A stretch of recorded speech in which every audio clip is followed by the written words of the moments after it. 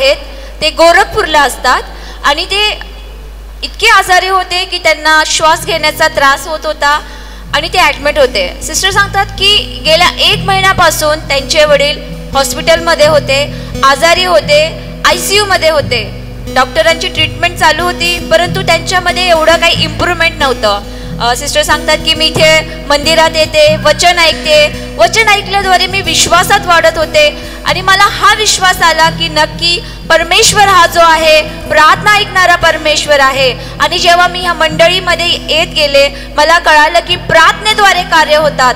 तर मी जे ब्रदर केनित आहे यांना मी मागच्या गुरुवारी फोन केला, त्यांना सांगितलं की माझ्या वडिलांची तब्येत अशी सिरियस आहे, ते 1 महिना झाले हॉस्पिटलमध्ये आहे, त्यांना त्रास होत आहे. सिस्टर सांगतात की ब्रदरने गुरुवारी त्यांच्यासाठी फोनवर प्रार्थना केली. गोरखपूरला ते होते, फोनवरून त्यांनी त्यांच्यासाठी प्रार्थना केली आणि बहीण सांगते की गुरुवारी प्रार्थना केली आणि शुक्रवारी दुसऱ्याच दिवशी माझ्या वडिलांची तब्येत एकदम नॉर्मल झाली, पूर्णपणे ते व्यवस्थित झाले आणि डॉक्टरांनी शनिवारी म्हणजे आज त्यांना डिस्चार्ज म्हणजे हॉस्पिटलमधून सोडवून पण घरी आणलं आहे.